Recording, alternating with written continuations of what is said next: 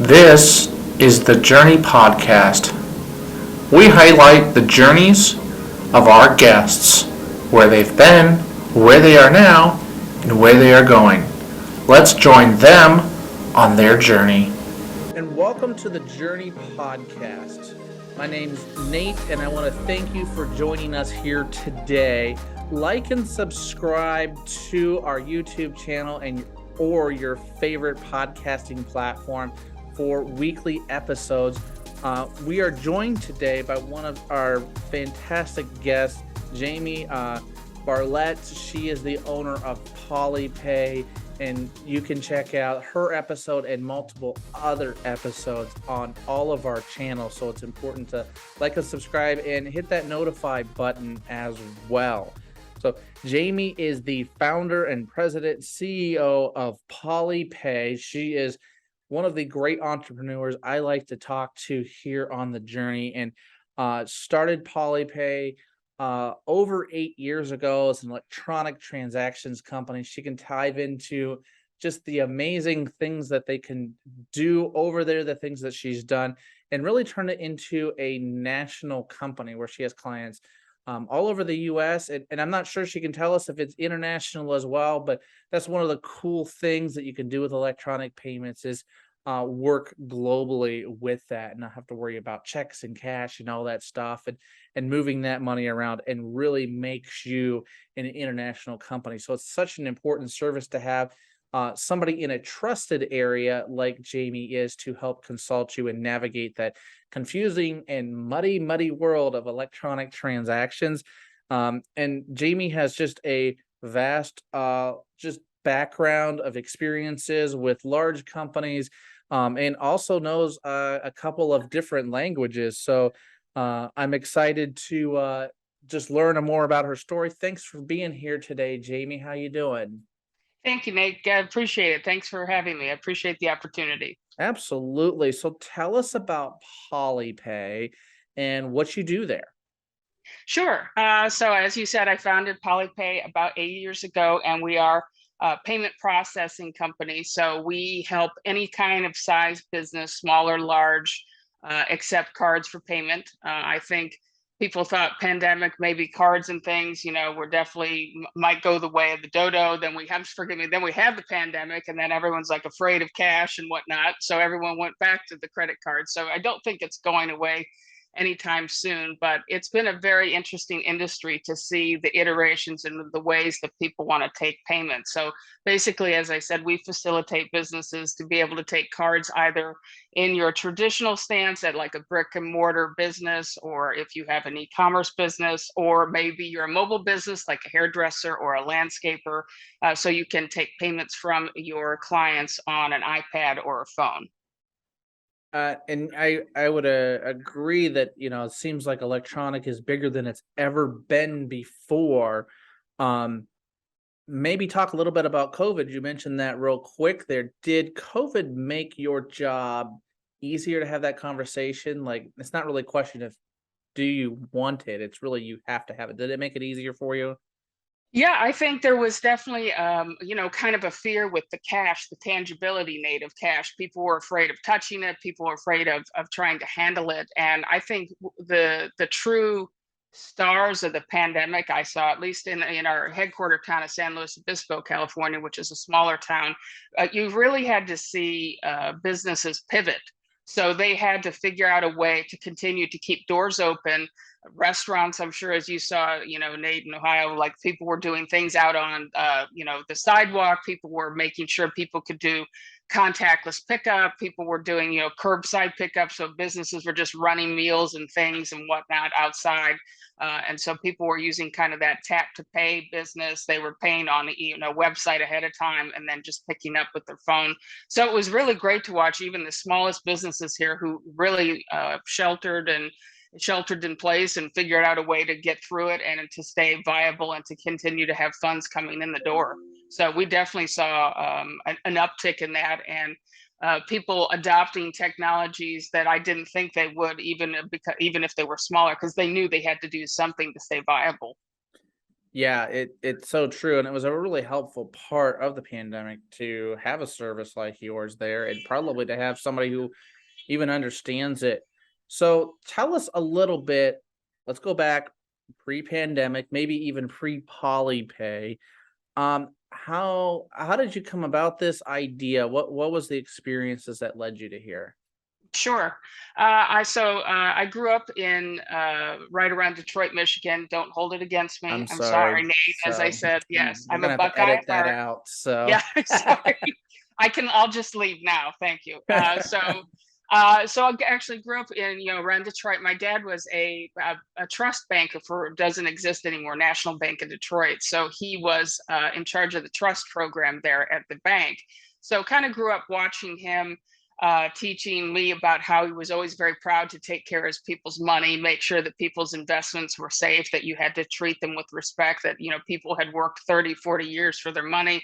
So you need to be a good custodian of that. So when I was looking to step away from the larger corporate world, as one thinks about being an entrepreneur, there's always that ultimate question: what is the problem that you're going to solve? What are you going to deliver to someone? And I thought, well, you know, money is so important to businesses. And I was looking around seeing how people in the payment processing space were being taken advantage of. There's all these behemoth operators out there that were just, little businesses just look to the, Googling or trying to find someone for payment processing. And they said, oh, we'll just find whoever we find online. Oh, this is a really big company. We'll go with them. And unfortunately, most of every business I run into at that time were being taken advantage of. They'd signed these big contracts. They were paying too much. They didn't understand the hardware they were paying for. They were just really getting taken advantage of because, as a business owner, as you know, Nate, you have 9 million other things to be working on. And they're like, just let me just get this set up so I can move on and take something else off my plate. And, they got running and off and running with these other payment processors, and were just completely being taken advantage of in any way possible. And I thought, well, that stinks. I mean, this is the backbone of this country, is small business. And these people deserve an advocate and someone to look out for them. So I thought, that's what I'm going to do. That's the support. That's the problem I'm going to solve. so was it easy? Was it hard to jump into that? Like, tell us about the early years. I always felt like the first 6 to 12 months was like I got up and I was like, well, what the heck am I doing this day for again? So Yeah. I think everybody has that moment of, what did I get myself into? I think definitely first year and a half was very rough. I sort of understood the industry. My dad had taught me a little bit about it, but being in banking, but I really didn't, being definitely, at least in the beginning, a much smaller player in that space.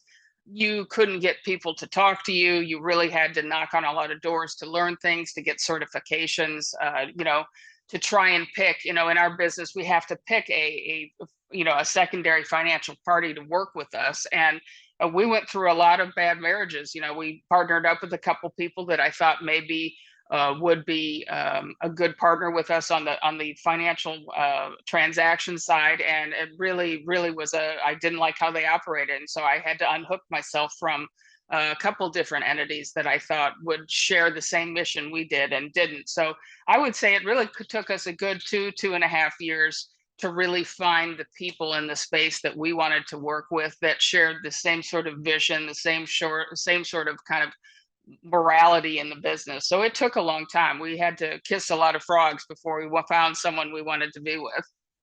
wow. Yeah, I'm sure it was hard. Tell us, yeah, we talked before and I have a pre-meeting with all of our guests, and we talked a little bit about kind of the realness of social media that we're both trying to find. Can you tell us about you told us a little bit about the success, but can you tell us about some of the losses and what you learned from those?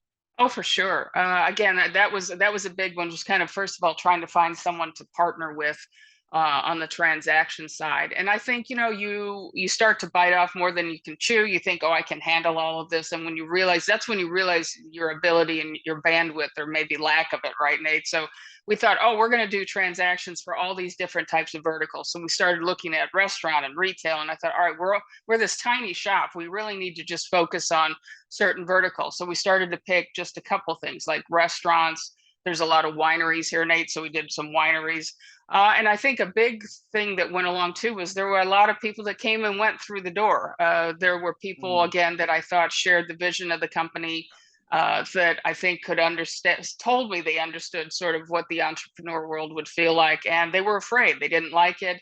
They didn't realize the amount of work that it was going to take. And unfortunately, a lot of these people came through the door and immediately told me, all right, so I'm going to need this next 2 weeks off. I need you to know this. I need you to know that. I'd like to work from home 3 days a week. I go, we're in the beginning stage here. It's all hands on deck. I can't have people like that. So unfortunately, we had a lot of people come and go, and I wish them well. And it's just, they kind of, I think they had an inkling of what they were getting into, and as I did, but it was a learning procedure. And I think finally we've really settled on some really great team members that have been with me for a very long time, and we've got our rhythm. But it helps you figure out what your identity is too, the people that you surround yourself with.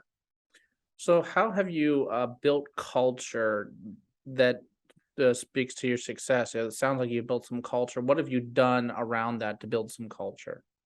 I think I brought a lot of my lessons I learned from being in the bigger corporate world, where I felt like I wasn't being heard.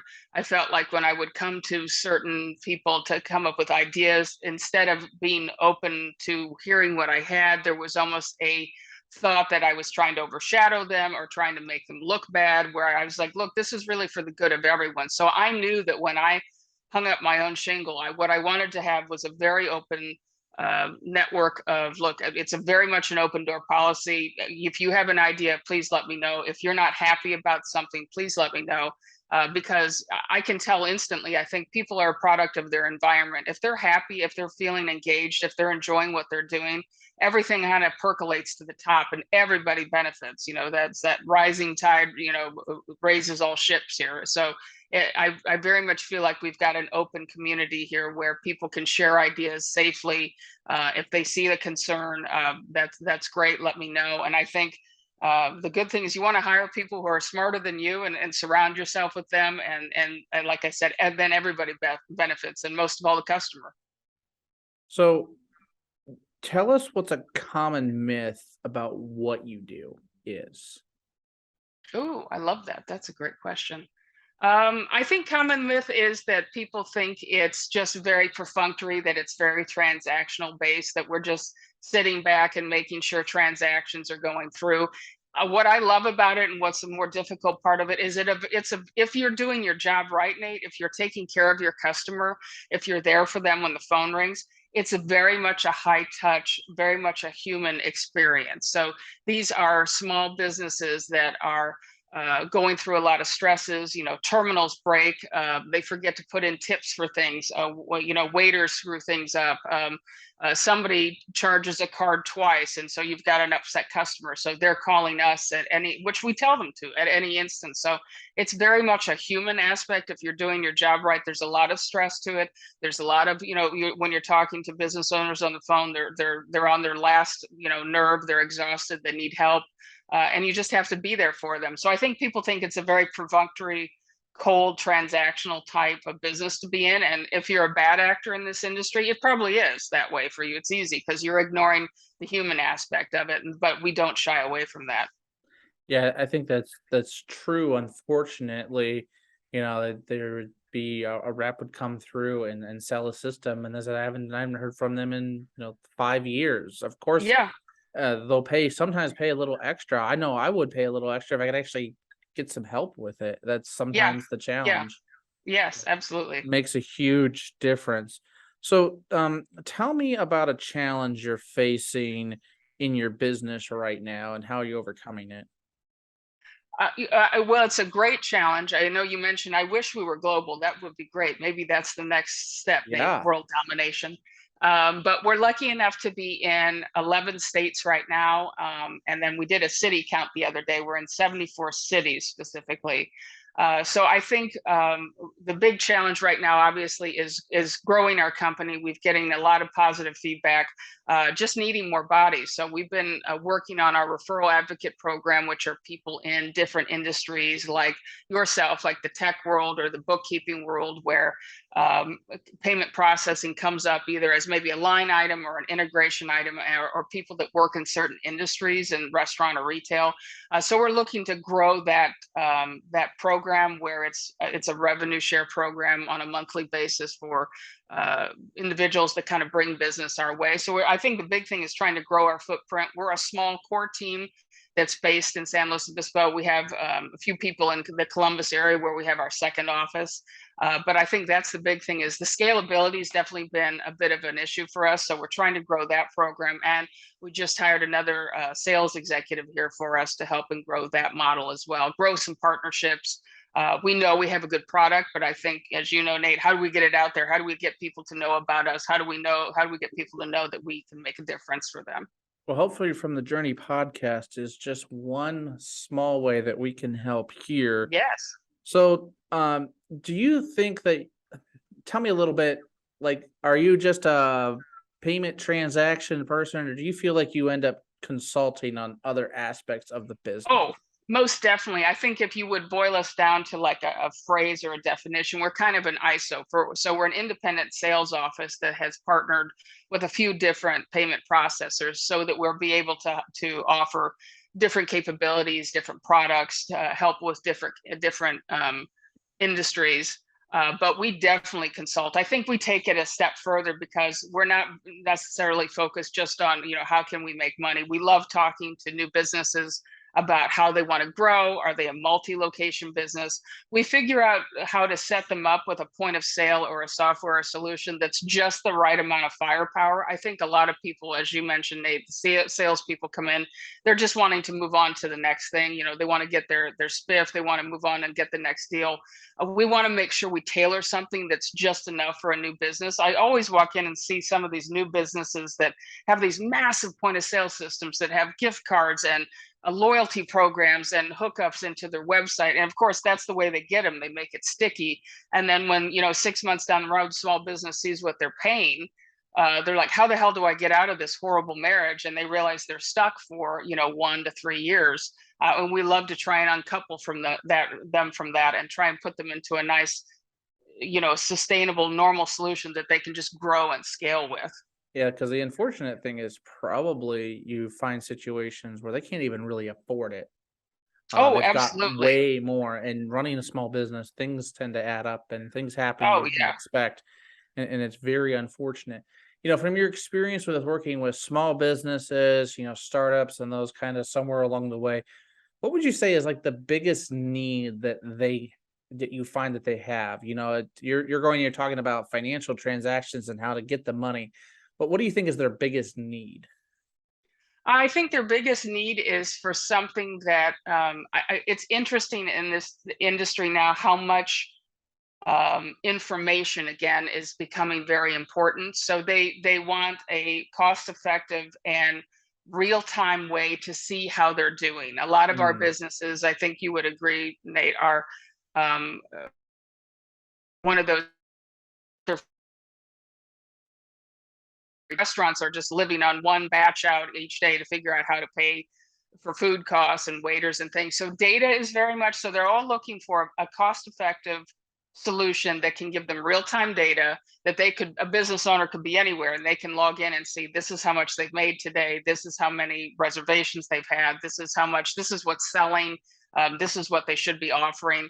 So I think data very much, throughout the rest of the world has becoming something that they want to be able to harness, but they can't really pay for it. So finding something that's going to give them that so that they can change tact quickly month to month. So they figure out something that is very popular. They can glom onto that and continue to offer it. Yeah, that makes a lot of sense. Just you can't wait till the end of the month. It's way too reactive. You've got to see it daily, sometimes hourly, to be able to predict what's going to happen. Especially in some of these businesses that were hit pretty hard from COVID. They're still trying to recover, trying to come back from that. So, So tell me, in your opinion, what do you think is the most important personality strength that somebody needs to have to do what you do? Consult with these businesses, help them hopefully make more money. What do Right. you think you need? I think in this business, you have to listen. I think there's too many canned responses to customers out there. I think these people, our peers, come to small businesses and they have this setup spiel for, we're going to offer these three different things. That's all we're going to offer because we know we're going to make X, Y, and Z on it. I think you have to be able to listen, and time is obviously the most critical component next to money for a small business, for any sort of business. So yes, it's a cost of time, but if you listen to the customer, if you understand what they want and then turn around and come up with something for them, you will absolutely have them forever. So I still have, I'm happy to say we still have our first customer from going on almost 9 years ago. So if you take that time to listen, invest the time with the customer, really listen to them, understand what they need, I think that's one thing a customer loves more than anything. If a business knows they're being listened to and heard, they will stick around through good, bad, and indifferent. Yeah, so important to have some good listening there. Um, I can't imagine that you learned all this from osmosis. Can you tell us about any mentors in your life and how they helped you? Sure. I think definitely the first one was obviously my father being kind of a fiduciary for people and instilling that need to be a good custodian of people's money. But I think I ran into a lot of different executives who had been in technology, who had been in the payment processing space and had worked for some very large competitors in our industry. And they kind of shared, look, this is what they do. This is not what you should do. So I think the mentoring was, I would suggest for anybody in the beginning, is definitely go wherever you can go. Kind of be a loud person, go through LinkedIn, go through any of these sort of networking sites and just show up and start asking questions. I'm at this point now, Nate, you can't really insult me. So you've got to advocate for yourself. I think a lot of people go to these networking events and just say, well, I'm here. I expect somebody to come up and say, well, hi there. How are you doing, little one? And pat you on the head and, well, how can I help you? You really have to go out there and just start listening and asking lots of questions. And I found some mentors in some great women's networking groups. I found mentors I never thought at, like a dinner or somewhere else. I mean, as long as you keep your ears opening and you're listening, it's amazing what you can pick up through the years, and finding people that are going to share, just like we're doing here, finding people that can share their failures as well. Everything is a great learning experience. Yeah, I noticed from your LinkedIn profile, you're a member of NABO, which is the Mhm. National Association of Women Business Owners. And I will say that I know several members of that across the country.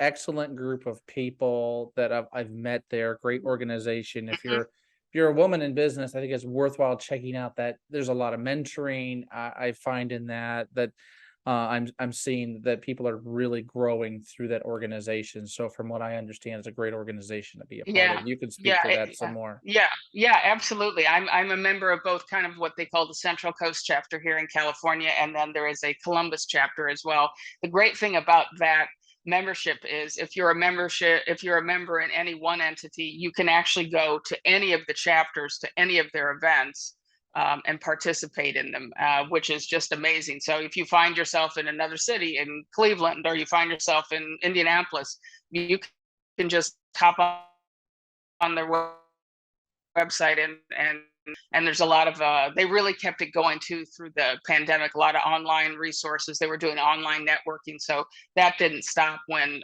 we were all hit with that. Yeah, and you meet a lot of people because actually one organization I'm a part of, did a joint event with NABO, and I got to meet a Oh, lot of people. And of course, then it's a way for me to network, and have made some great new connections from it. So I can at least say, from the networking standpoint, it seems like a really great organization. Just yeah, finding those absolutely. places where you really fit and can find some mentoring is huge. I love to talk about mentoring because it's so important to be mentoring somebody, but also be Yes, mentored as well. yes, So, yeah. so Jamie, tell me, what's one thing about your job that you do that nobody else in the industry really agrees with you about? What's unique to you? Oh, okay. Just just for other peers in my industry, you mean, Nate? Yeah, Or yeah. hmm. I think the other when I run into other people in this space, ironically, and I think that's what makes us stand out, is they don't like the level of a high touch support that we do. They don't see the value in it. They Mm. think it's a waste of time. Like every time we get a new customer, I send them a written thank you card with my business card, thanking them, appreciating them for joining us and putting their trust in us. They don't understand how we do, if we can in-person installs. They can't understand we take care of their PCI compliance as soon as they join us. We get on a phone call so they're in compliance. Another part of your world, Nate. So it's they don't understand the high touch thing. They're like, look, you've got the deal. What's the point? I mean, and then if they call you and you have a problem, that's great. But I think no matter what happens, they're always going to remember how that relationship started. And if they can go back and realize that was a good experience for them, then, if there are some times that are tough, they'll go back and recall that. So, yeah, but almost everybody, it's funny. They just say, oh, that's nice, but why do you do that? I mean, it's just not necessary. We're a transactional business. People need to understand that. So I can't understand that. And pretty much everybody I run into just think it's a waste of time and money. It probably speaks to the longevity you have with clients. Hmm. It's cheaper to keep a client than it is to bring on a new client. And Yeah. it's less bandwidth you need. You can focus on Yeah. other things. Yeah, I think I was looking statistically at the turnover in our business. I think the turnover year on year, the retention, I would say, for the business and payment processing is probably about 47% year on year, and our Wow. retention is 98%. That So that's fantastic. That's yeah, almost perfect right there. yeah, yeah, Because things will change, people go out of business, sell, merge, and that causes changes. So you're going to have some sure, churn. But yeah. sure. So tell us, what's an underrated tool that you couldn't do your job without? Oh, like an actual kind of hmm, Yeah. like a tech, you tell like a tech tool, Nate, or like Could be a just tech tool. Some people choose paper and pencil in this question here on the journey. I do. I would normally, because once a consultant, always a consultant. I have a notepad that I always carry with me, but now I've kicked it up a notch. So I have a Sony e-paper. So I have the Mm. electronic tablet and pen, and that's always in my briefcase because I'm always still very much to this. I have so much paper still on my desk, Nate, if you could see. But at least I've taken the next step. I'm like, there's just so many notepads everywhere, but I'm always writing something down because whether a team member's telling me something or somebody calls, like I said, we were talking beforehand. Here I was writing something on a post-it note. Like I have to have it. There's some sort of connection between me, brain and mind and whatnot. If I write it down, it's like it's in my storage banks. It's so true. So you've started Polycom. It's going well. If you could start another business besides Polycom, what would that business be? Uh, what else would that be? I love writing, and at my core, I'm an English major with a economics minor. So both departments, when I was graduating, thought I was crazy and a sellout. So I like the creative side of things. So I would probably do some sort of writing or some sort of producing or like almost like a script writing or something. I have a ridiculous sense of humor, so I would probably do something more on the creative side, Nate, something with, working and writing things for people or kind of almost like a ghost writing or something like that. Something where I could just be a tad more creative than I am right now. That would be fun. Maybe a comedy tour you could There write you go. for us. I That's love right. it. Look out, Chelsea Handler. Yeah, here I come. Thanks, Jamie, for being on the Journey podcast today. Got a couple rapid fire questions here at the end. So, Okay. tell the audience what are 3 books you would recommend and why? Oh, okay. I would say the first book would be um, hmm, oh my gosh, anything by Willa Cather. Willa Cather. Willa Cather. She was an old kind of. It's more of she writes about like the pioneering days. It's fiction, but it's a kind of pioneering days in America where things were kind of coming to a head. So very lot kind of a little bit of a dark book, but it's more about how America kind of came to be and settlers and whatnot. I think the next book I would say is Wallace Stegner's Angle of Repose. And that's again about people, the young bull and the old bull, people coming up and the older generation having to step back and make way for the new generation. And I'm trying to think of a third one. And like it has just it's a have to be book for business, like, or could it It be could like a be any fun book? book. We've had some science fiction recommended Oh, here, okay. so Okay. we can go any direction you want. I would say there is an autobiography about Elizabeth I by Philippa Gregory that's fantastic. So she's my favorite kind of when you think of someone who was a great politician and several hundred years ago, kind of turning a country around. She was a very interesting woman to read, and her writings are very interesting about not only being a woman and running a country basically, but how she kind of brought England back from the depths of some pretty bad despair. Yeah, great book recommendations there. All right, so if I were starting a business today, what's some words of wisdom that you would give me? I think, again, you have to know what you're going to solve.